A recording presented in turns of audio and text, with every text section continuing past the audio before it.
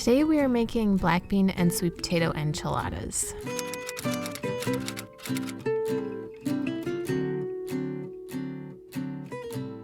First, we need to dice up 2 large sweet potatoes. Put those in a large mixing bowls. We're going to preheat our oven to 450 degrees. To our sweet potatoes, we're going to add a 1/3 cup of olive oil. I'm using light olive oil. It stands up better to the higher temperatures. We're going to put in a teaspoon of garlic powder and a teaspoon of onion powder, along with a teaspoon of salt. I'm using coarse kosher salt, and then some freshly cracked black pepper. Toss your potatoes all together. Make sure you get your potatoes all coated with oil and seasoning. The oil is going to help get them crispy, help prevent them from sticking to our pan, and give them a nice golden color. And we want seasoning on every single piece of potato. I have a large baking sheet lined with foil. Dump out all of your potatoes, and I like to scrape out my bowl to get all of that extra oil and seasoning out. Spread your potatoes out into an even layer. If you can give them a little bit of breathing room, that's even better because that helps them brown rather than steam. So we're gonna start with 10 minutes in the oven, and after that we will toss them. Toss them the best you can. I just kind of gave mine a little bit of stir. I didn't have a lot of room to move them around. Just do the best you can.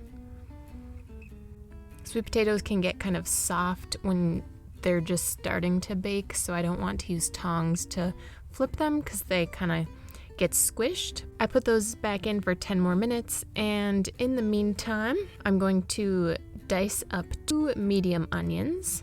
And I put my potatoes back in for 5 more minutes, so a total of 25 minutes to get them a little golden brown, and I'm gonna set those aside to cool. Then we have 10 cloves of garlic. Now, do all 10. It's totally worth it. It brings a ton of flavor to these enchiladas. So mince those. I have stopped cutting my garlic to mince it. I just grate it on my microplane. Or if you have a cheese grater with the small grates on them, like you would use for a hard cheese like Parmesan, go ahead and do that. It makes it so much easier, faster. I'm not so much worried about cutting my fingers, and my fingers smell less like garlic when I grate my garlic now. So once you have all of your garlic minced, you're going to get out a large skillet or saute pan. Put a couple tablespoons of oil in there, and then put all of your onions and garlic in. We're gonna saute this for about 7 to 10 minutes or until our onions are translucent. So that means they're getting soft and they're starting to get a little see-through. Next, we need to grate some cheese, 1.5 cups. Our recipe calls for Colby Jack, but I prefer cheddar. It has a little bit of a stronger flavor, so I'm gonna do about 1 cup of cheddar, and then about 1/2 cup of Swiss.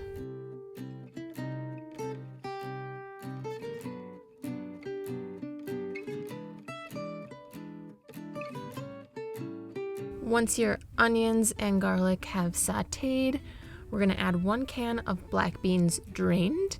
You don't have to rinse them. We're going to add in all of our potatoes.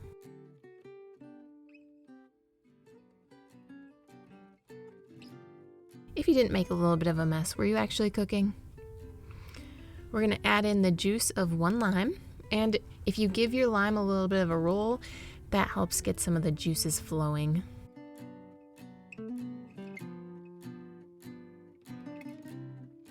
Time for some more seasoning. We're going to add 3 teaspoons of cumin and 2 teaspoons of chili powder. Finally, we're going to add a 1/2 teaspoon of salt. Again, I'm using coarse kosher salt. Fold everything together. We want to get a nice, even mixture of everything, because from here, we're going to put this mixture into our enchiladas. So you want to get the same flavor in every single bite. I encourage you to give it a little bit of a taste test to make sure it tastes good now and it's super flavorful now, so that when we put it into our tortillas and bake our enchiladas, we're gonna have lots of flavor. Next, I'm going to take a 9x13 pan and I'm going to line it with foil. This is a little trick that I use to make it easier to form your foil to the inside of a pan, is you form it over the bottom of the pan first and then press it into the inside. This recipe says we'll need 12 tortillas. I only have 10, so we might have a little extra filling in these. I'm going to oil my pan just so that my tortillas don't stick.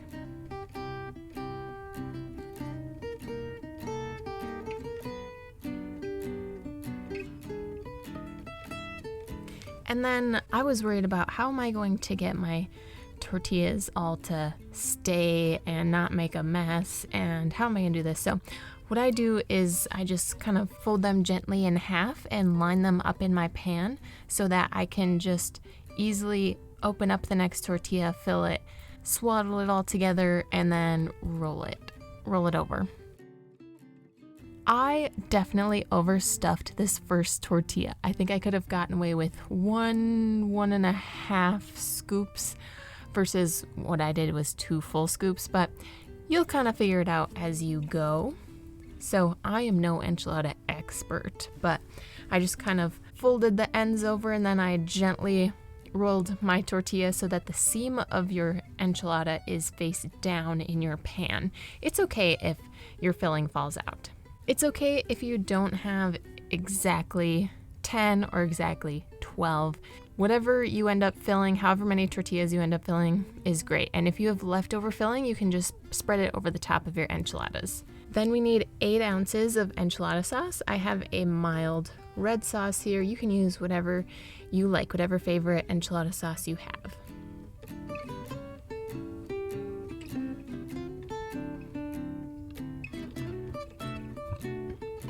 Now it's time to come in with the cheese. Just sprinkle it all over your enchiladas, and if you want to use more cheese, by all means go for it. I think these could have used even more cheese than the 1.5 cups.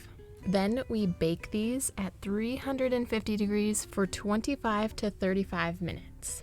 Basically, you just want to make sure your enchiladas are really heated through and the cheese is all melted.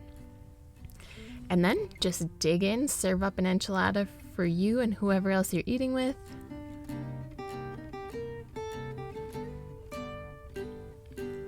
I am serving mine with a fresh lime slice, a big dollop of sour cream, and some fresh cilantro. Lime goes so well with these enchiladas. It brings a nice freshness to it. Now, even though these enchiladas don't have any meat in them, they're so hearty and savory from the sweet potatoes and the black beans and what we seasoned them with. Very yummy. So if you're kind of like, I don't know, sweet potatoes and black beans enchiladas versus a traditional enchilada, just give it a try. I will leave the ingredients and the instructions for these enchiladas down below in the description for you guys, along with a link to the original recipe.